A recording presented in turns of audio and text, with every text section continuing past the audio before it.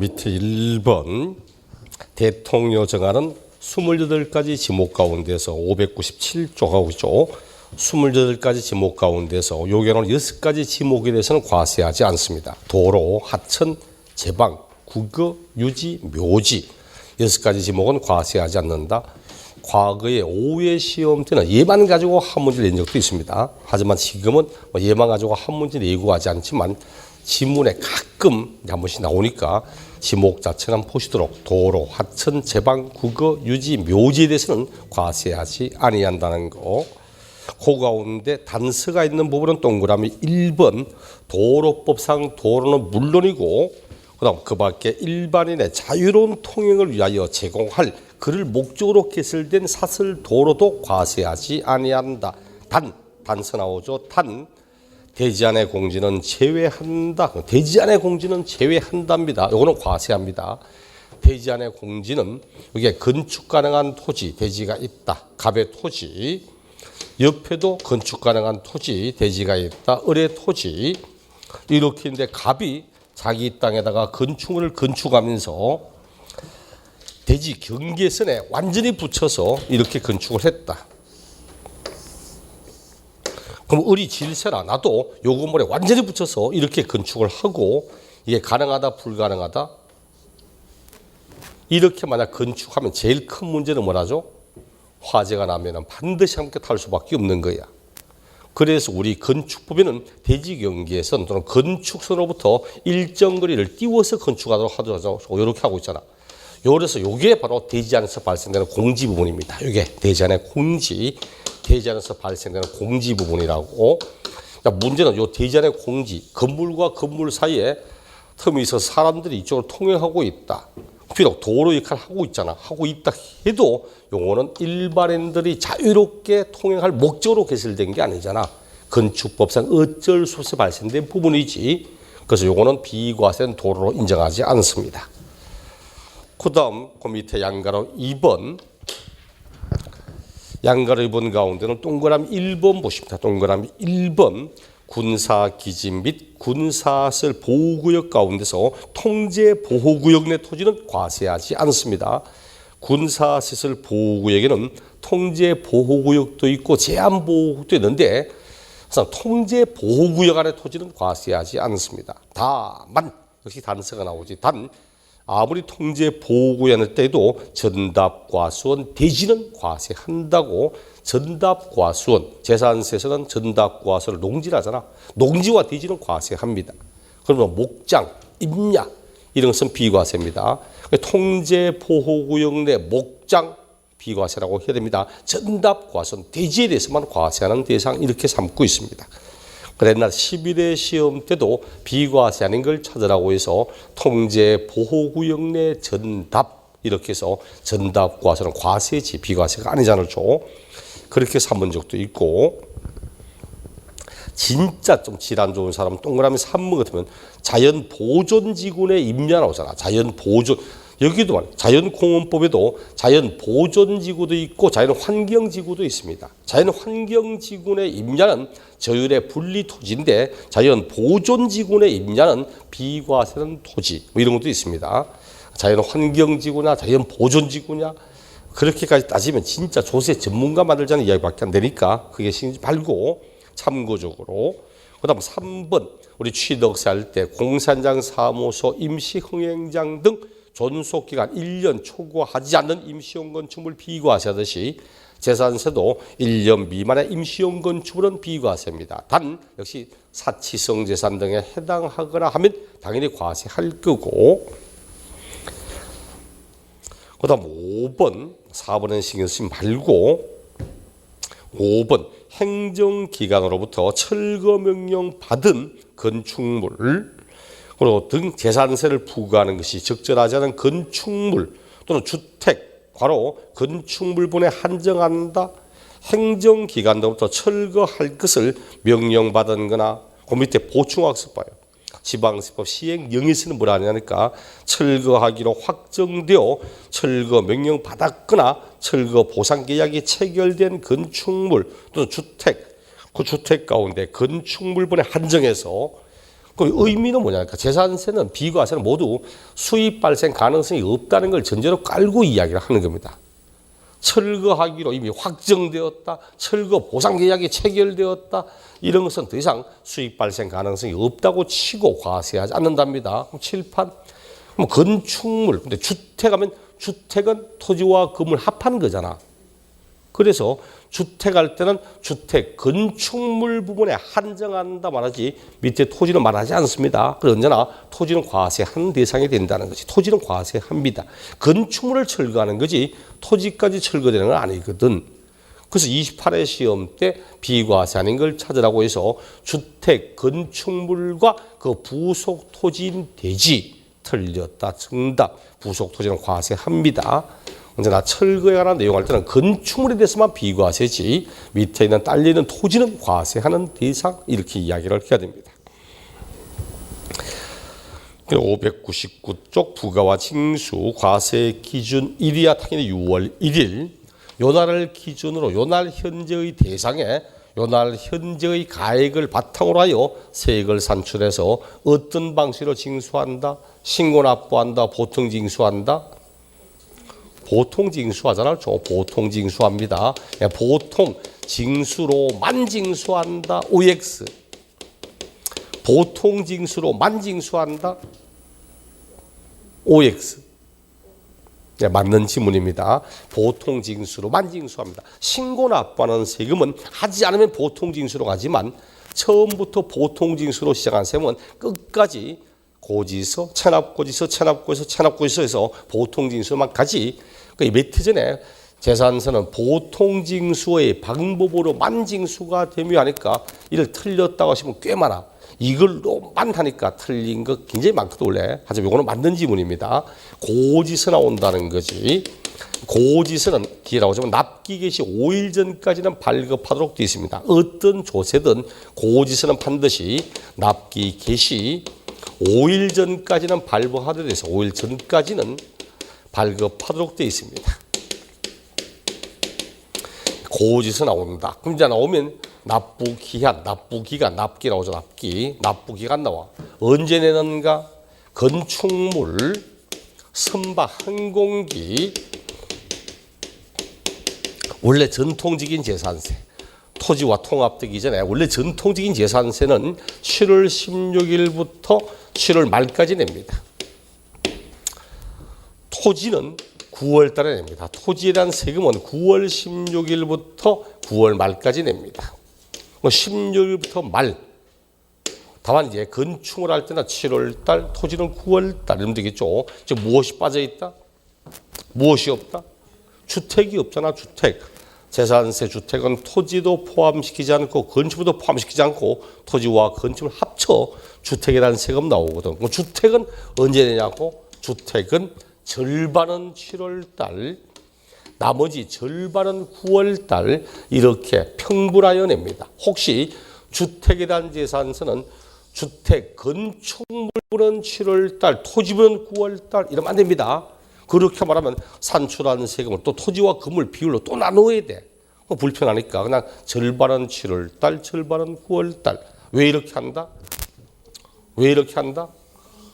그렇죠. 세부담을 분산시켜 주겠다는 의미도 있고 또 주택이 아닌 부동산은 토지 따로, 건축물 따로 결국 세금을 분산시켜 내는 편인데 주택에 대해서는 토지금을 합한 건데 한꺼번에 내라 이런 부담스럽잖아. 그렇죠. 그래서 반반씩 합니다. 세부담을 분산시키겠다고 그런데 세금이 주택에 대한 세금이 한 8만 원 나왔다. 부담스럽다. 부담스럽지 않다. 부담스럽지 않다. 돈 있구나. 근데 8만 원 정도 나와도 부담스럽습니다. 8만 원이 얼마나 큰 돈인데 소주가 몇 병이야? 1200원씩 치면 8만 원 묶고 뛰십니다. 그렇죠. 어쨌든 세부담을 분산시켜 준다는데 그 세금이 비교적 소액이라면 굳이 분산시킬 필요가 있을까 하는 거지. 그래서 나오는 말이 교재도 주택 절반은 7월 달, 절반은 9월 달 다만 해당 연도 부과할 세금이 20만 원 이하다. 20만 원 이하라면 조례가 정하는 바에 따라 납기를 7월 16일부터 7월 30일까지로 하여 한꺼번에 부가징수할 수 있답니다. 이거 틀리게 낼 때 어떻게 낸다? 착한 사람은 숫자 고치지. 금액 20만 원 대신 뭐 30만 원, 50만 원을 일할 수도 있는 거고 날짜 고칠 수도 있지.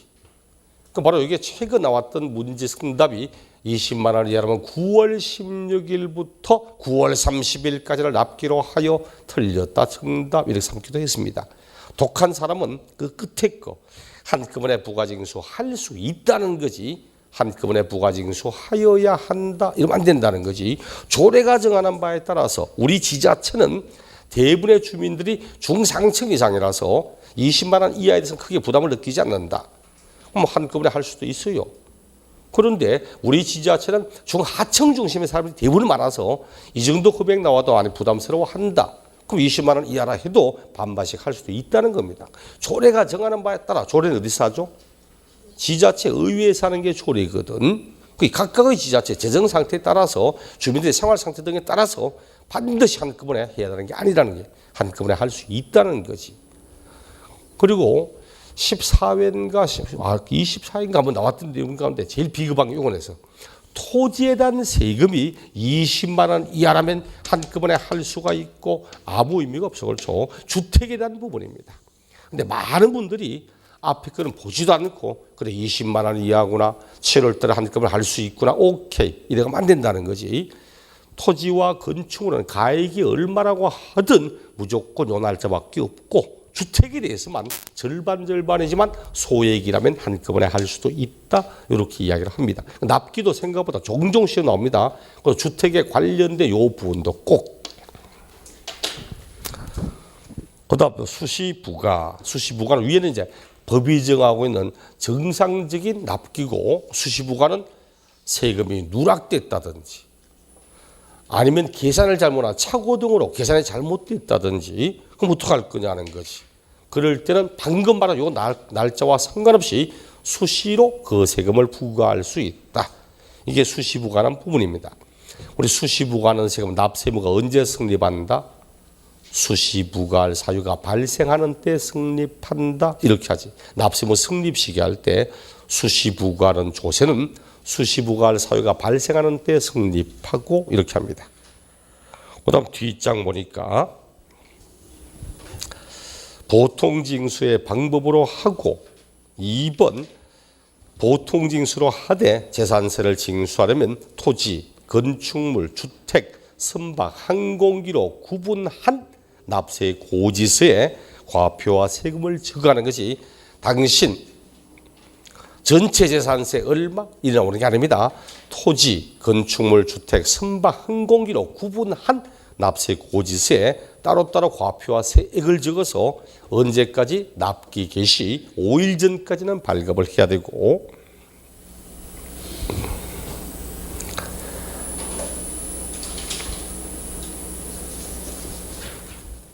그 다음 밑에 4번 소액징수 면제 그 앞에 있죠. 세금을 징수하는 비용을 줄이자는 차원에서 나온 징세비 절감 차원에서 나온 제도라고 한 장의 고지서 보낼 때 비용 얼마 든다 했죠? 내가 1,800원 들어간다고 우표값부터 시작하거든. 우표값, 인건비, 전산 처리비용 많이 들어가니까 고지서 한 장 보내는데 1,800원 들어갑니다. 그럼 세금 1,100원 받으려고 고지서 한 장 보내면 결국은 700원 손해보잖아. 거짓 안 하겠다는 이야기입니다. 그래서 재산세 고지서 한 장당 세금 2,000원 미만은 징수하지 않습니다. 딱 정확히 2,000원이다. 징수한다 안 한다? 한다 그렇죠. 2,000원 미만일 때 하지 않기 때문에 2,000원이라면 징수한다. 이렇게 말을 해야 됩니다. 과거 14회 시험 때 재산세 세액이 2,000원인 때에는 징수하지 않고 틀렸다. 정답. 2,000원 미만일 때 하지 않는 거기 때문에 2,000원이라면 징수합니다. 그 다음 신고 의무 과세대장의 등재. 자, 이거 잠시 앞에 납세 의무자 할 때 이런 나는 주된 상속자지만 실제로 요 재산은 내가 받는 게 아니다. 이거 종중건대 공부상 소유자 등등등 권리의 변동 등의 공부상 소유자 네가 내기 싫으면 어떡하랍니까? 네가 내기 싫으면 종중거라는 거, 권리가 변동됐다는 거, 누가 상속받았다는 거 신고하라는 이야기입니다. 당신이 내기 싫으면 그 등기를 했다면 굳이 신고할 필요 없습니다. 등기하거나 신고하거나 한 가지만 해도 권리의 변동 사실을 알고 있으니까 우리 등기를 하지 않았다면 신고라도 하라고. 언제까지 하라고 돼 있죠? 과세 기준 1, 600쪽에 과세 기준일부터 10일 안에 신고하라고. 이거 틀리게 되면 뭐 낸다? 또 착한 사람은 날짜 고칩니다. 하지만 독한 사람은 사유 발생일부터 10일 안에 신고하여야 하며, 옛날에는 사유 발생부터 신고했거든. 하지만 지금은 사유 발생이나 과세 기준 1, 마지막 신고 기간입니다. 원래는 6월 1일 소유자가 내야 되지만 당신이 요날부터 10일 안에라도 이런 사실을 신고한다면, 요날 소유자가 따로 있지만 요날 안에 10일 안에 한다면 실질손해 받을게. 마지막 신고 기간입니다. 그런데 요 기간 안에도 만약 신고하지 않으면 어쩔 수 없이 공부상 소유자, 주된 상속자 등 예외를 따라갈 수밖에 없다. 그 이야기하는 거라서 이걸 틀리게 될 때는 사유 발생일부터 이래 가지 않도록 과세기부터 10일 안에 신고합니다. 그럼 신고 안 했다. 등기 안 한 상태에서 신고도 안 하면 가산세 몇 프로일까? 가산세 몇 프로? 네, 가산세 없습니다. 가산세는 없어. 가산세는 세금을 신고하지 않고 세금을 납부하지 않고 그럴 때 적용하는 거지. 권리관계 변동 사실을 신고 안 했다고 가산세가 적용되고 이렇게 하지는 않습니다. 과거 11회 시험 때를 신고하지 않은 경우 적용하는 가산세는 20%며 등등등. 그렇게 해서 틀렸다. 정답 이렇게 삼았던 부분입니다.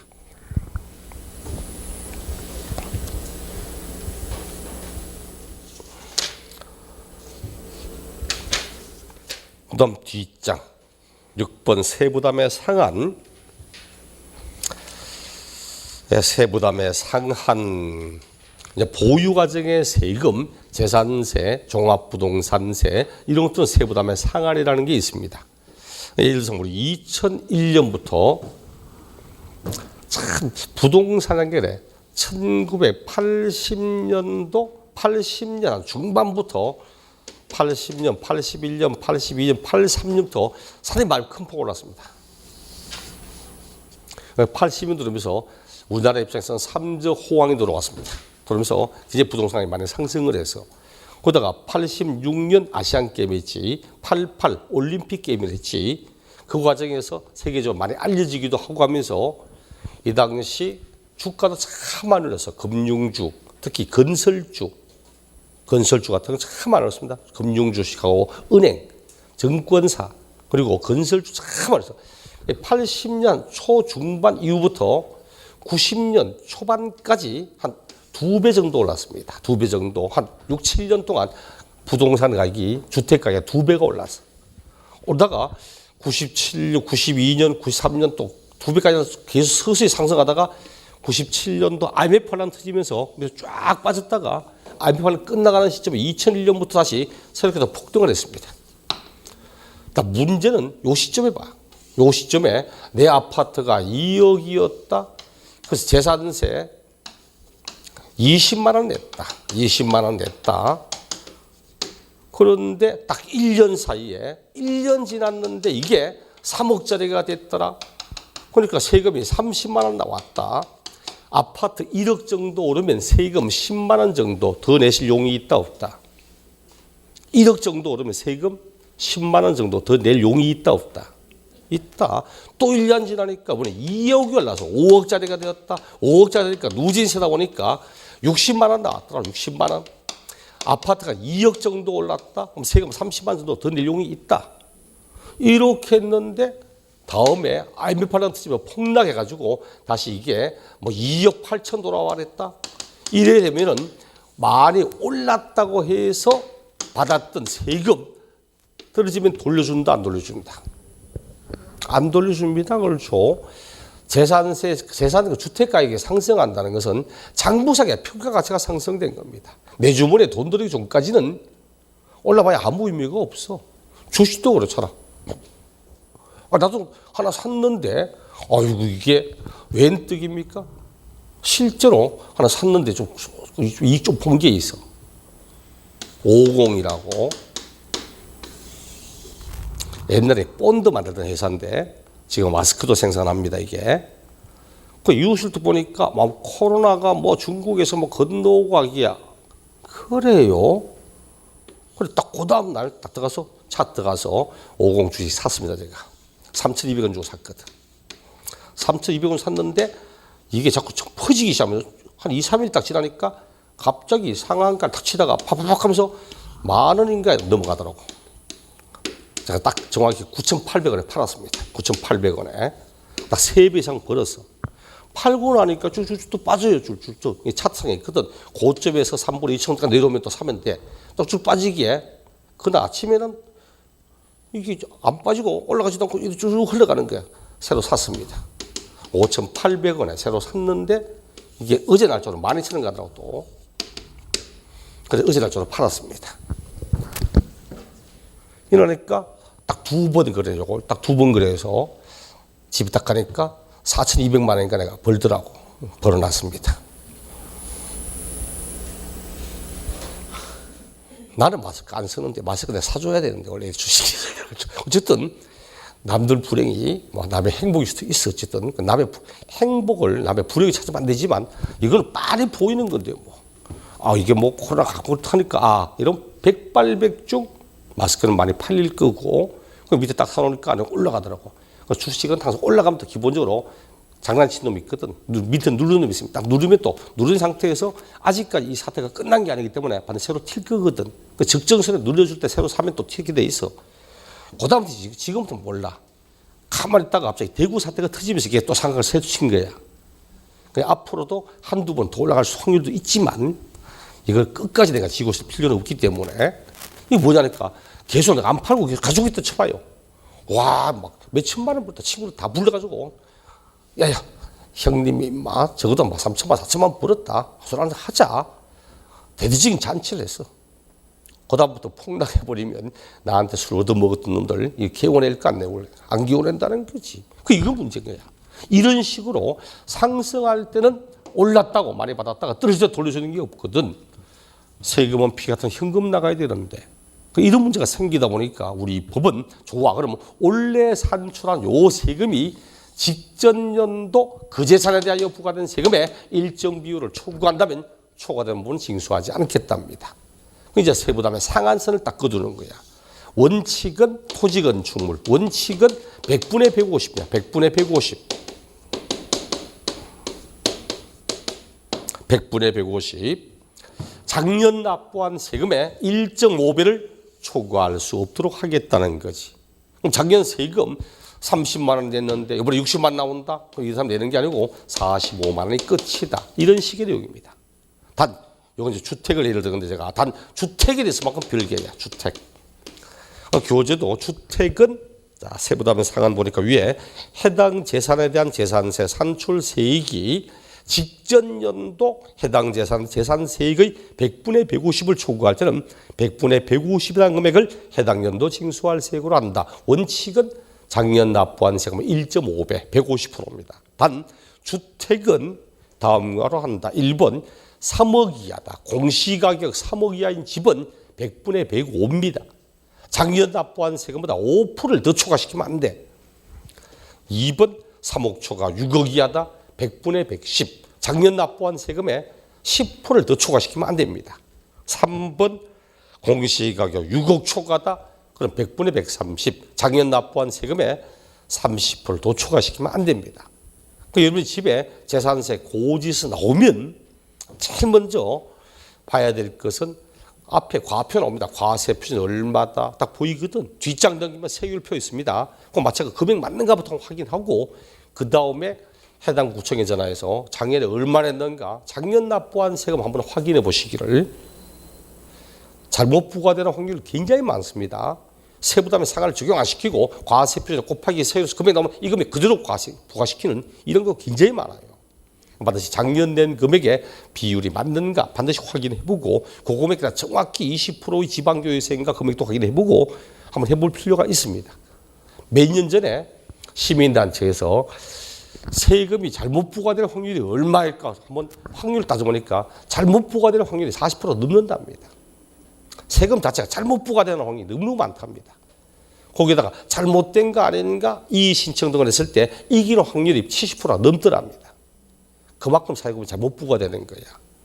내가 신고 납부하는 세금은 차라리 내가 계산을 해가지고 내가 잘못 신고하다 뭐 이런 거지만 자기들이 그냥 고지서 나온 내용은 잘못 부과되는 게 굉장히 많습니다. 저번에 말씀드렸지 인천 부평에 강의할 때 부평에 학원이 있는데 이 건물에 6층이 이제 자기 거야. 원장 6층이 이제 학원 건물이라서 여기서 수반인데 한 분은 재산세 나왔다 한번 봐달라는데 이상한 거야. 금액이 맞는가? 금액이 문제가 아니고 밑에 부속 토지가 나오는데 상업용 건축물의 부속 토지거든. 별도 합산이거든. 근데 앞장에 딱 토지의 유형 종합 딱 해. 종합을 딱 해. 종합은 나대지입니다. 나대지가 종합이지. 이 상업용 건물 토지는 별도 합산이거든. 종합과 별도는 세율 자체가 틀리고 종합이 세금 훨씬 더 많거든.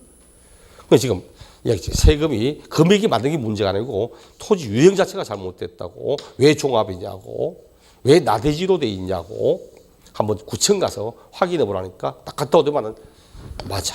이 건물 지은 지 5년인가 6년 지났는데 옛날부터 그때는 빈 땅이었거든. 빈 땅 상태에서 종합이었거든. 그걸 그대로 계속 아무 생각 없이 종합 계속 보낸 거야. 계속 보낸 거야. 또 건축물 있다고 건축물 세금도 받고 토지는 종합으로 받고 이 상당히 문제가 많더라고. 그래서 따져가지고 5년까지는 소급하여 받았습니다. 소멸시 나머지는 진압부니까 5년까지는 소급해서 돌려받았어. 이 사람만 돌려받았습니까? 이 양반이 밑에 다른 건물주한테 다 가서 잘못됐다고 다 해서 다 소급받았어. 그리고 또 연말되니까 또 5월쯤 되니까 쌤 소득세 좀 개선 좀 해달랍니다. 제가 뭐라 했습니까?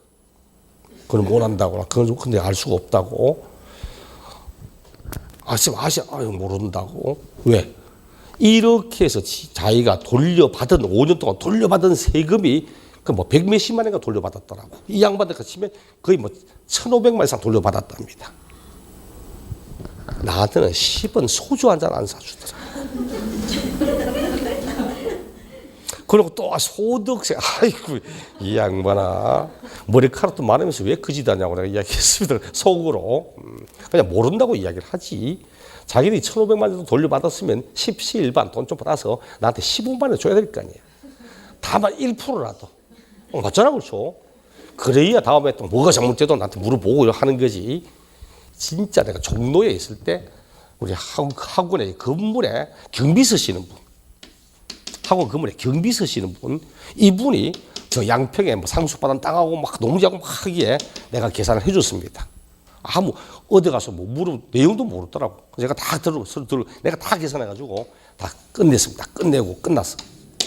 처음에 세금이 얼마나 그럼 뭐 2,800만, 3,000만 원이 나왔는데 제가 다 계산해가지고 1,100만 원인가 내고 끝냈습니다. 이 양반도 끝나니까 선생님 고맙습니다 하면서 봉투에 20만 원 더 주더라고. 그러니까 이 비망 필요 없고요. 내가 친구들하고 술 한잔 할게 5만 원 받고 끝냈습니다. 이 사람은 양심 있는 사람이잖아.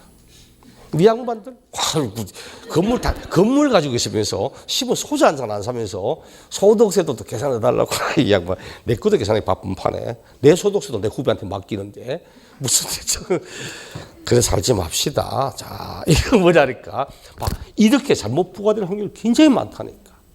세금은 곳에 나온다고. 일반인들은 딱 보니까 얼마 내는가, 언제까지 내는가, 그다음 마지막으로 더럽게 많이 나오네 이 말만 끝내지만 그게 아니고 진짜 잘못 부과된 확률이 굉장히 많기 때문에 본인들이 한 번씩 확인해 볼 필요가 있습니다. 고지서 안에는 토지의 유형이 뭐다, 세율, 그다음 과세 표준이 얼마고 뒷장에 세율이 얼마고 언제까지 이 신청하고 하는 나한테 다 있습니다. 고지서 한 장 안에. 그 안을 통해서 보니까 다 확인할 수가 있어요. 확인해 보셔야 됩니다. 분명히. 자, 17회 시험 같은 경우는 주택 공시가 정확히 얼마다, 작년에 얼마 냈는데 원래 얼마 나왔다, 이 사람 얼마 내면 될까, 이렇게 한 문제를 낸 적도 있고, 지금은 예를 가지고 한 문제 내지 않지만 그냥 얼마짜리 집인데 작년에 얼마 냈다면 원래 최대 얼마일까, 이런 지문 정도 하나 좀 내는 편들입니다. 그다음 부가세는 20%, 항상 지방교에서 나오지. 우리 부가세 총론할 때 부동산 관련 부가세 딱 두 개밖에 없다 했죠. 지방교육세, 농어촌 특별세 딱 두 개밖에 없고 앞에 있는 본세가 지방세면 뒤에 지방세 나온다고 했습니다. 그럼 재산세 뒤에는 지방교육세, 재산세 납부 세금의 20% 나옵니다. 20%. 이것도 여러분이 재산세 얼마 하면 그 밑에 지방교육세 얼마일 때 요 금액에 재산세 20%인가? 이것도 확인해 보시면 돼. 그 다음 병기 세목, 병기 나란히 함께 같이 나란히 적어서 병기하여 나란히 함께 적어서 나온다는 이야기입니다. 우리 법은 지역자원 시설세 납기가 재산세 납기와 같다면 재산세 고지서에 이를 나란히 적어 함께 고지할 수 있다. 거기도 막 까맣게 못 있죠. 고지할 수 있다는 거지. 반드시 나란히 적어 고지하여야 한다. 이 말이라는 이야기지. 13회 시험처럼 반드시 함께 적어 고지하여야 한다. 틀려. 이거는 과세 주체가 다릅니다. 재산세는 시군구의 세금이고 지역자원 시설세는 특별시, 광역시, 도의 세금입니다. 그런데 납기가 같다잖아. 납기 돈 내는 날짜가 같다. 돈 내는 날짜가 같다고 해서 갑의 세금과 을의 세금을 적어 함께 할 수는 없잖아. 그러면 돈 내는 사람도 같아요. 돈 내는 사람 같다는 건 누구를 납세의무자로 할 것인가 과세 기준도 같아. 결국은 과세 기준을 갚고 똑같은 사람이 똑같은 날짜에 내는 세금이라면 굳이 고지서를 따로따로 할 필요가 있을까? 한 장의 고지서에 함께 적어서 징수한 다음 해당 지자체가 특광도로 넘기면 되는 거지. 그 세금을 징수하는 비용 줄이라는 차원에서 나온 제도입니다. 가산금이야 총론할 때 받고 뒷장 넘겨서 물납과 분납. 세금은 원래 금전 납부가 원칙이지 그렇죠. 하지만 예외적으로 물건으로 낼 수 있는 경우도 있고 일시불 납부가 원칙이지만 나누어 낼 수 있는 경우도 있고 분할 납부할 수도 있습니다. 물납은 지방세 가운데서는 오직 재산세만 허용됩니다. 재산세 도시지역분을 포함해서 도시지역분 포함하여서 오직 재산세에 대해서만 물납이 인정합니다. 다른 지방세는 물납 안 됩니다. 국세에서도 상속세만 인정됩니다. 상속세만. 그럼 시험에 나오는 조세 가운데서 물납되는 건 오직 재산세밖에 없어. 종합부동산세, 양도소득세 이런 것들은 물납 안 됩니다. 그리고 분납, 분할 납부, 나누어 낸다. 이것도 지방세 가운데는 오직 또 재산세밖에 없어. 재산세만 지방세에서는 물납과 분납이 가능합니다. 국세에서는 종합부동산세, 양도소득세, 상속세 이런 세금들이 나누어 낼 수 있습니다. 우리 시험에 나오는 조세로 물납이 가능한 분납을 물으면 재산세, 종합부동산세, 양도소득세 다 분납할 수 있지만 물납은 재산세밖에 없습니다. 몇 해 전에 다음 부동산 관련 조세 가운데 물납과 분납이 모두 허용되는 걸 찾아보라고 해서 그때 정답이 재산세 도시지역분 요놈을 가지고 정답 삼기도 했습니다. 또 최근에도 종합부동산 세금이 일정을 초면 물납이 되며 종부세 물납 없습니다. 양도소득세 문제 되면서도 또 물납이 되며 그런 것도 없습니다. 물납은 시험에 나오는 조세 가운데는 오직 재산세밖에 없는 거야. 재산세밖에. 그 물납. 교재 보니까 604쪽에 물납의 요건 및 대상. 물납은 납부 세금 1천만 원 초과해야만 가능합니다. 우리 프린트물 7쪽 정리해 놓은 거 7쪽에 물납, 납부 세금 1,000만 원 초과해야만 신청할 수 있다. 그 다음 플러스 그 뭘로 물납하는가? 부동산으로 하되 반드시 해당 지자체 안에 있는 부동산으로만 물납을 신청할 수 있습니다. 해당 지자체 안에 있는 것만 물납이 가능한 거야. 예를 들어서 강남구에 재산세를 납부할 사람이 나 물납하겠습니다 하면서 어디 가니까 바로 옆에 붙어있는 서초구 부동산 내면 안 되냐, 여기 있는 부동산 내면 안 되냐 물어. 문제는 강남구 입장에서 받아간다 쳐. 받아갔는데 문제는 서초구에서 문제가 생기잖아. 지금까지는 매년 꼬박꼬박 재산세를 부과했는데 강남구 내용으로 물납하면 강남구 소유가 되거든. 국가 등의 재산을 과세하지 않는다. 비과세가 돼. 그럼 서초구는 가만히 있다가 과세하는 대상 하나 빼앗겨버린 거야. 내 세금을 받으려고 다른 지자체 물건을 뺏어와 버리는 이런 식의 내용을 인정하지 않습니다. 반드시 해당 지자체 안에 있는 부동산 안에서만 물납을 인정하고 언제까지 신청하는가? 납부 기한 10일 전까지는 신청하도록 하고 있습니다. 납부 기한 10일 전까지는 신청을 안 한다. 이렇게 신청했는데 안 받는답니다. 강남구 안에 거 낸다고 했는데 안 받는데 왜? 왜 안 받을까? 1번 배불러서. 그건 아니겠지. 그걸 줘. 왜 안 받아요? 첫째, 권리관계가 복잡 어떡합니까?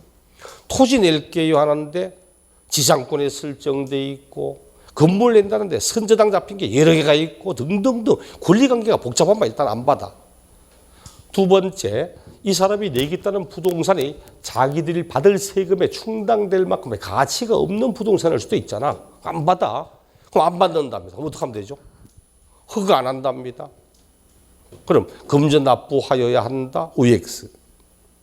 아닙니다. 그래서 우리 법원에서 불허가 통지를 받았다. 허가 못 받았다. 그럼 관리 처분이 적정한 다른 부동산으로 변경 신청할 수 있습니다. 다른 부동산으로 변경 신청할 수 있고 그 28회 시험 때 불허가 통지를 받은 경우 다른 부동산으로 변경 신청할 수는 없고 반드시 금전 납부하여야 하며 틀렸다. 정답 이래 삼았던 부분입니다. 다른 부동산으로 변경 신청할 수도 있다. 그 다음 물납하는 부동산의 평가. 물납, 이 사람이 내겠다는 부동산이 자기들이 받을 재산에 충당될 만큼의 가치가 있는가 평가해봐야 될 거 아니야. 평가할 때는 과세 기준일 6월 1일 요날 현재의 시가로 평가합니다. 현재의 시가로 한다. 6월 1일 현재의 가액으로 평가합니다. 이것도 최근 몇 해 전에 12월 30일 현재의 시가로 하고 그건 없어. 여러분이 과세 기준이는 말 그대로 이 세금을 과세함에 있어서 모든 것의 기준을 이날을 기준으로 삼아야 됩니다. 6월 현재 시가로 한다. 다음에 또 낸다면 시가가 뭘까? 여기서 시가는 원칙적으로 시가 표준액을 의미하는 뜻이다. 조세는 있죠. 시가라고 말할 때 시가라고 할 때 의미가 다 다릅니다. 시가의 의미는 우리 뒤에 가서 양도소득세 시가 이래 말하면 그때는 모르는 사람끼리 자유롭게 거래할 때 통상적으로 성립된다고 인정되는 가액, 통상 거래되는 가액을 시가라고 이야기를 합니다. 소득세법상 시가는 횟집 시가입니다. 횟집 시가. 도다리 시가. 그 횟집 시가잖아. 통상 굉장히 많이 잡히면 가격이 좀 떨어질 거고 적게 잡으면 가격이 올라갈 거고 이게 통상 서로 모르는 사람끼리 거래할 때 적용되는 가액이야. 하지만 여기서 시가는 시가 표준액을 의미하는 뜻으로 쓰는 겁니다. 그런 정도 물납 보시면 되고 그 다음에 분할 납부. 현재 분납은 606조. 우리 교재도 틀렸고 프린트물도 틀렸어. 원래 개정돼서 분납은 작년까지는 재산세 500만 원 초과해야만 분납 신청할 수도 돼 있지만 원래부터는 분납은 이제 재산세 250만 원만 초과되면 납부세액 250만 원 초과되면 분납 신청할 수도 돼 있습니다. 이제는 원래부터 250만 원. 종합부동산세도 세액 250만 원 초과되면 신청할 수 있습니다. 잠깐 칠판. 종합부동산세가 먼저 둘 다 500이었는데 둘 다 500만 원 초과될 때 신청했는데 종합부동산세 작년에 개정해서 250만 원으로 작년에. 근데 이에 따라 재산세도 원래 같이 개정돼서 이제는 재산세, 종합부동산세 모두 납부 세금 250만 원 초과되면 분납 신청할 수 있습니다. 다만 양도소득세 양도소득세는 세액이 1천만 원 초과해야만 분납 신청할 수 있도록 되어 있습니다. 그럼 언제까지 분납하는가? 재산세는 우리 교재 쪽에서 250만 원 초과하는 경우 납부세금 일부를 납부기한 지난 날부터 2개월 안에 이를 분납하게 할 수 있다고, 납부기한 지나고 2개월 안에 이를 분납합니다. 그런데 종합부동산세는 납부기한 지나고 6개월 안에 분납할 수 있습니다. 종부세는 납부기한 지나고 6개월 안에 이를 분납하게 할 수 있습니다. 소득세는 납부기한 지나고 2개월 안에 이를 분납할 수 있습니다. 그 원칙은 다 2개월인데 종합부동산세 지원처만 6개월 안에 이렇게 말하고, 이제는 금액은 다 250인데 소득세, 양도소득세만 1천만 원 초과하는 거지. 그 옛날 시험의 문제는 얼마를 초과하면은 언제까지 분납하는가, 이게 핵심이었는데 지금은 금액이 얼마다, 그럼 얼마를 분납할 수 있을까, 이거입니다. 자, 이거 봅시다. 나한테 100만 원 빌려간 친구가 있다. 딱 100만 원 빌려갔습니다. 오늘까지 갚기로 하고 100만 원 빌려갔어. 그럼 오늘 아침에 전화 와서 하는 말이, 야, 친구야, 미안하다. 왜 하니까 내가 돈을 마련하다 보니까 90만 원밖에 마련 못했는데 오늘 90만 원 주고 모자라는 10만 원은 내가 3월 달에 줄게. 이 사람 갚겠다는 의사가 있습니까? 없습니까? 갚겠다는 의사 있어? 없어? 있잖아. 그렇죠. 오늘 90만 원 모자라는 10만 원 다음 줄게.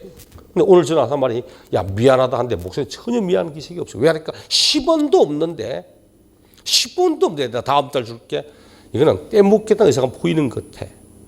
그 세금도 마찬가지입니다. 분납, 나누어 내겠다고 말할 때는 원래 내겠다는 날짜 안에 적어도 일정만 내고 모자라는 일부를 나누어 낸다는 거지 전부를 다 다음에 내고 이런 거 없습니다. 그럼 이제 납부기 안에 얼마 내는가 하는 거지. 요즘 두 가지를 보니까 250만 원이고 이렇게 합니다. 1번 250만 원은 초과해야지. 일단 250만 원은 초과하는데 500만 원 이하다. 두 번째 500만 원도 넘어가고 있다. 500만 원 초과. 이렇게 두 가지로 나누어서 교재 보지 말고 프린트 말고 요거 칠판 거 250만 원 넘는데 500만 원 이하일 때하고 500만 원 초과할 때하고 나눠서 납부기한 안에 얼마 내는가, 납부기한 내에 최저 요 금액은 내야 됩니다. 최저 250은 무조건 내야 돼. 최저 250만 납부할 것. 최저 250만 원은 내야 됩니다.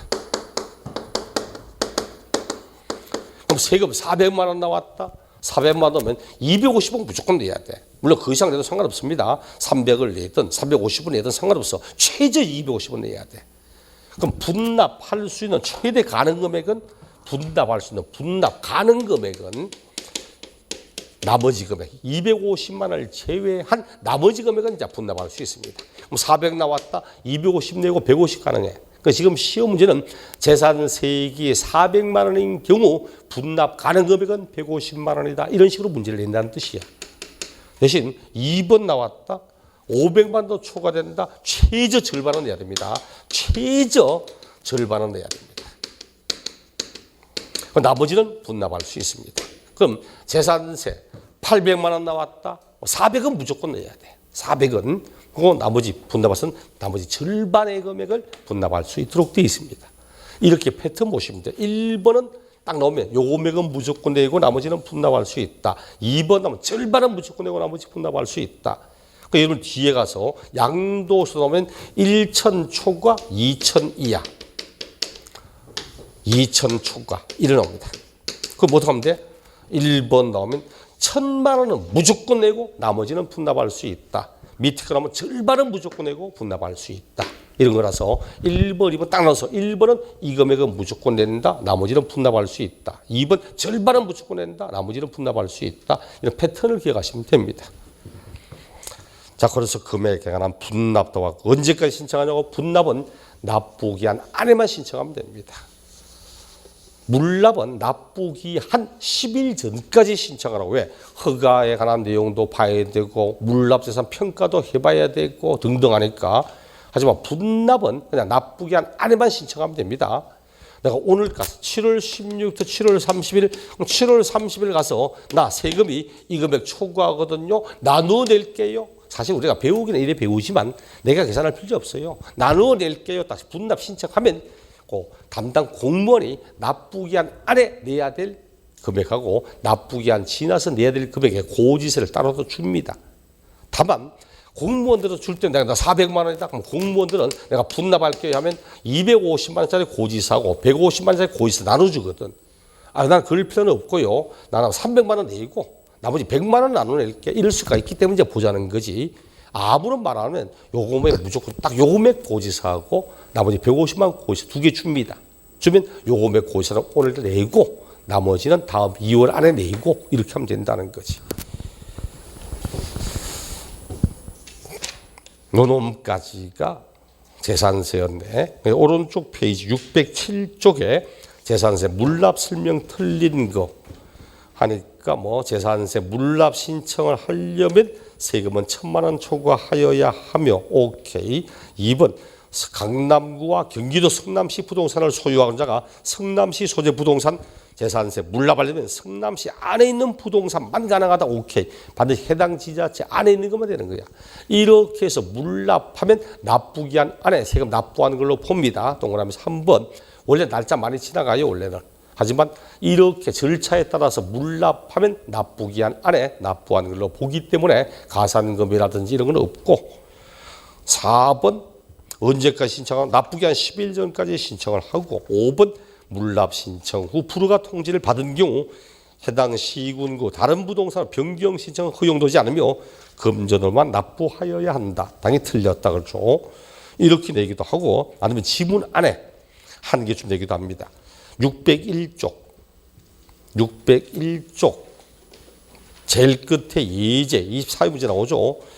재산세 건축물 납기 7월 달하고 주택은 또 뭐 어쩌고 주택 납기도 말하고 있고 그 다음에 4번 1천만 원 초과 4번에 재산세 납부 3만 원 초과하여 물납하려면 납부기한 10일 전까지 신청하여야 한다. 오케이. 그 다음 5번 재산세 납부 세금 수정합시다. 250만 원 초과하여 분납하려고 하면 납부기한 안에 신청하면 되고 이렇게 하는데 3번 봐요. 지자체장은 재산세 납부 세금 1천만 원 초과하는 경우 납세분자 신청을 받아 관할구역과 관계없이 해당 납세 부동산에 대하여 물납을 허가할 수 있고 아니죠. 관할구역과 관계없이 말하면 안 되지. 반드시 해당 지자체 안에 있는 부동산에서만 물납을 허가할 수 있는 거지. 이렇게 지문 안에 봐. 시험에 나오는 세금 가운데 물납은 재산세 지원처밖에 없거든. 이게 재산세 입장에서는 특징이라는 거예요. 재산세 입장에서 특징이 된다는 뜻입니다. 상속세 물납되는 거 이해 가시죠? 내가 상속받았는데 뭐 상가 건물도 받고 토지도 받고 주택도 받고 뭐 차량도 받고 쭉 하다 보니까 내가 납부할 상속세가 한 40억 좀 나왔는데 현금 받은 건 3억밖에 없어. 그럼 네가 반드시 금전 납부하여야 한다. 이쪽 문제 있잖아. 그럼 네가 상속받은 1순위 부동산 2순위 상장된 주식 등등등 3순위 국공채 이런 식으로 상속세도 이제 상속 물납할 때 순서가 따로 있습니다. 그래서 당연한 이야기고 그렇다고 시험에 상속세 물납 묻지 않으니까 언제나 재산세의 물납 그리고 다른 지방세 분납의 차이점들 얼마가 되어야 할 수 있는지 그리고 언제까지 분납하는지 그리고 금액이 나오면 항상 1번은 요 금액은 낸다. 나머지 분납한다. 2번 절반은 낸다. 분납한다. 똑같이 해도 1,000만 원 초과 2천만 원이면 1,000은 무조건 내고 나머지 분납 2천 초과 절반은 무조건 내고 나머지는 분납 이렇게 보시면 됩니다. 요 놈까지가 우리 재산세였고 재산세가 끝나고 나니까 616쪽 종합부동산세 나오죠. 잠시 후에 우리 종합부동산세부터 보겠습니다.